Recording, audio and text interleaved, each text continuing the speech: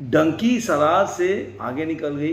Box office के collection अगर देखा जाए 12वें दिन के हिसाब से, ऐसा सोशल मीडिया पे बताया जा रहा है। तो क्या है इसमें सच्चाई? या सलार डंकी से बहुत आगे है, वो 600 करोड़ के आंकड़ा को क्रॉस कर लिया, ऐसा बताया जा रहा है एक दूसरे वर्ग के साथ। तो क्या इन आंकड़ों में कितना सच्चाई है? दोस्तों, डंकी और सलार के बॉक्स ऑफिस कलेक्शन का आज है 12वां दिन सलार का और 13वां दिन है डंकी का। लेकिन दोनों के क्लैश के विषय में कई मेरे दोस्त सवाल पूछे, आपने इसके ऊपर अभी कोई वीडियो नहीं बनाया। उसकी वजह ये थी कि इसका जो फिगर आ रहा है कलेक्शन का, वो इतना मिस इन्फॉर्मेशन बोल सकते हैं कि जिसकी वजह से काफ़ी कन्फ्यूजन क्रिएट हो रहा है। जो प्रोड्यूसर दे रहा है वो कुछ और फिगर आ रहा है और जो ट्रेड दे रहा है कुछ और कर रहा है। और ये नहीं बोल सकते कि केवल ये एक मूवी के साथ हो रहा है, दोनों के साथ दोनों हो रहा है।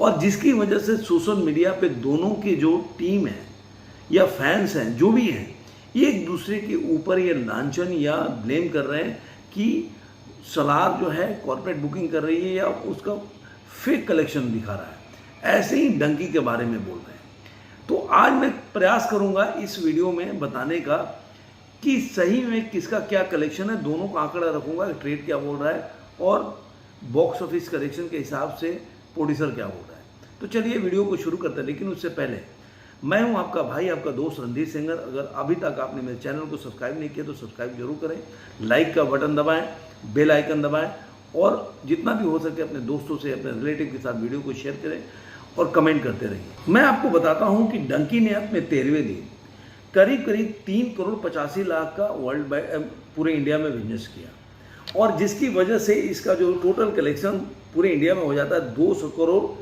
और 62 लाख रुपया। और इस वजह से ओवरसीज से ये कमा लेता है अपने 13 दिन के अंदर 160 करोड़ और 75 लाख रुपया। और इसका ग्रॉस कलेक्शन बढ़ के हो जाता है 240 करोड़ और 75 लाख रुपया। और इस तरह से अगर वर्ल्ड वाइड कलेक्शन के हिसाब से इसको देखें तो ये मूवी पहुंच जाती है 400 करोड़ और 75 लाख रुपए, मतलब 400 के करोड़ के आंकड़े को ये क्रॉस कर जाती है। ये तो मैंने आपको बताया ट्रेड ने जो आंकड़ा दिया है उसका। अब मैं बताता हूं कि जो प्रोड्यूसर ने दिया है। अब मैं देता हूं कि 200 करोड़ का आंकड़ा है और ट्रेड क्या दे रही है। ट्रेड ने दिया है कि डंकी ने अपने इन 12-13 दिनों में केवल 186 करोड़ और 75 लाख रुपए कमाया है। ये ट्रेड का फिगर है। तो इस हिसाब से देखा जाए तो उनका अलग है, ट्रेड का और प्रोड्यूसर का अलग है। अब मैं आपको बताता हूं कि सलार जो है अपने 12 दिनों में कितनी कमाई करती है। अपने 12वें दिन सलार ने पूरी इंडिया में कमाई किया 6 करोड़ 45 लाख रुपया, जिसमें अगर केवल देखा जाए, क्योंकि तेलुगु में अब इसकी कमाई गिरने लगी है, तेलुगु से ये 2 करोड़ रुपया कमाई। लेकिन एक बहुत बड़ी बात है दोस्तों कि जो लोग बोल रहे थे कि जो सलार है हिंदी में कमाई नहीं कर रही है और डंकी उससे आगे, वो कहीं ना कहीं गलत है। क्योंकि अब आप देखेंगे कि जितने भी दिल्ली एनसीआर से लेके जितने भी शो हैं, वो उसमें कभी कभी 70% उसका हाउसफुल बता रहा है, उसकी ऑक्यूपेंसी बता रही है। इसकी वजह से जो हिंदी में इसका जो डब वर्जन है, लेकिन हिंदी में जो कलेक्शन है वो बढ़ जाता है और केवल हिंदी से ये कमाती है 4 करोड़ रुपया अपने 12वें दिन में। जिसकी वजह से इसका टोटल कलेक्शन अगर पूरे इंडिया में देखा जाए, मैं ट्रेड का फिगर बता रहा हूँ, 368 करोड़ और 32 लाख रुपया। और अगर इसी को देखा जाए हिंदी बेल्ट से केवल, तो 127 करोड़ और 5 लाख रुपया। जिसके हिसाब से ये मूवी कहीं ना कहीं पहुंच जाती है। अगर देखा जाए ओवरसीज से इसका कमाई हो जाता है अपने 12 दिनों में 130 करोड़, ग्रॉस इसका बढ़ जाता है 435 करोड़ के आसपास, और वर्ल्ड वाइड में 565 करोड़ का इसका आंकड़ा है। दोस्तों, ये ट्रेड का फिगर है। लेकिन जब यही प्रोड्यूसर का फिगर आता है तो कई लोगों ने इस पर वीडियो बनाया और बताया, क्योंकि प्रोड्यूसर ने जो पोस्टर जारी किया वो करीब 650 करोड़ का उसने पोस्टर जारी किया।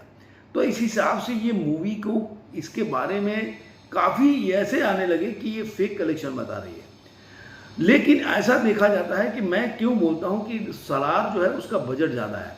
अगर कलेक्शन से अभी बताया जाए तो सलार आगे है, लेकिन एक मायने में अगर देखा जाए प्रॉफिट के हिसाब से देखेंगे तो डंकी आगे है। उसका वजह है कि जैसा बताया जा रहा है कि 100 से 120 करोड़ का बजट है डंकी का। लेकिन मैं इसमें विश्वास नहीं करता, क्योंकि वो बता रहे हैं कि 30 करोड़ शाहरुख खान ने इसका मेहनताना लिया, फीस लिया, और सलार का फीस ही केवल अगर प्रभास का देखा जाए तो 100 करोड़ से ऊपर है। तो इसकी वजह से उसका बजट 3 से 350 करोड़ के ऊपर है। और इसका अगर मान लीजिए 30 करोड़ लेके चलते हैं कि शाहरुख खान ने 30 करोड़ लिया और 100 करोड़ बनने लगे, तो 130 करोड़ के ऊपर की पिक्चर है। और मान लीजिए यहाँ पे जितना खर्च हुआ हो तो एक अलग बात हो जाती है। लेकिन यहाँ पे ये है कि अगर 200 करोड़ भी कमाती है, मान लीजिए 186 करोड़ भी लेके चलते हैं जो ट्रेड का फिगर है, तो उस हिसाब से भी मूवी कहीं ना कहीं अच्छी कमाई देखती है। और आपको अगर उसको देखेंगे वर्ल्ड वाइड, ये तो मैंने केवल इंडिया के बनाया, अगर वर्ल्ड वाइड में वो 400 करोड़ का बिजनेस देती है, तो अगर ट्रेड के हिसाब से वो 400 करोड़ का बिजनेस करती है तो काफ़ी प्रॉफिट है। अगर 150 भी 200 भी मान लेते, 200 करोड़ मूवी में खर्चा हुआ, तो 200 करोड़ का बिजनेस, मतलब आप बोल सकते हैं कि 200% की कमाई है। तो इस हिसाब से वो मूवी में काफ़ी प्रॉफिट हुआ होगा प्रोड्यूसर को, और इसलिए वो हिट भी बता सकते हैं हम काफ़ी। अगर शाहरुख खान के विगत 2 पिक्चरों से तुलना करेंगे तो ऑब्वियसली जवान और पठान से तुलना नहीं कर सकते, लेकिन अगर प्रॉफिट के हिसाब से देखा जाए तो काफ़ी प्रॉफिट किया। लेकिन वही सलार के अगर प्रॉफिट की बात करें तो अगर वो मूवी जो है 3 से 350 400 करोड़ में बनी है, तो आप सोचिए कि वर्ल्ड वाइड में अगर 565 करोड़ की कमाई की है तो केवल 200 करोड़ ऊपर कमाई है, तो ये भी ब्लॉकबस्टर है। लेकिन प्रॉफिट के हिसाब से देखा जाए तो सलार जो रिपोर्ट है उसके हिसाब से पीछे है।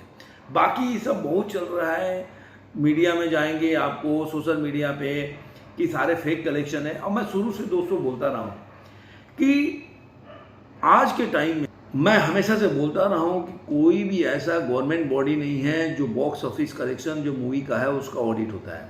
और खासकर ओवरसीज में आप देख रहे हैं हर पिक्चर, आप चाहे वो सलार को देख ले 130 करोड़ कमाई है ओवरसीज में, डंकी को आप देखने जाएंगे तो 160 करोड़ ओवरसीज में कमाई है। कई मूवी तो मान लीजिए जैसे कि रॉकी की रानी की प्रेम कहानी, इंडिया में जितना कलेक्शन नहीं था उतना वो ओवरसीज में कमा रही है। तो ओवरसीज का जितना भी कलेक्शन का डाटा आता है वो जो प्रोड्यूसर बोलता है वो इसी को सत्य मान के और जो जितने भी ट्रेड एनालिसिस है बताते हैं। और ये भी हो सकता है कि उसको ब्लैक मनी को कैसे वाइट किया जाता है। तो ये सब सारे चीज़ें हैं जिसमें गवर्नमेंट को भी ध्यान देने की ज़रूरत है। इस चीज़ को बॉक्स ऑफिस के जो कलेक्शन है उसको रेगुलाइज करना चाहिए और इसको पूरी तरह से जांच करना चाहिए कि जो मूवी हिट है उसके कलेक्शन दिखना चाहिए। ऐसा अगर होगा तो फिर कोई किसी मूवी के ऊपर ब्लेम नहीं करेगा कि वो मूवी का फेक कलेक्शन है, इसका फेक कलेक्शन नहीं है, क्योंकि पानी की तरह साफ हो जाएगा। तो ये बहुत जरूरी है। गवर्नमेंट से मेरा आग्रह है कि इन चीज़ों पे ध्यान देना चाहिए। आपको ये वीडियो कैसा लगा जरूर कमेंट में बताइएगा। फिर मिलेंगे ऐसे ही किसी वीडियो में, तब तक के लिए धन्यवाद।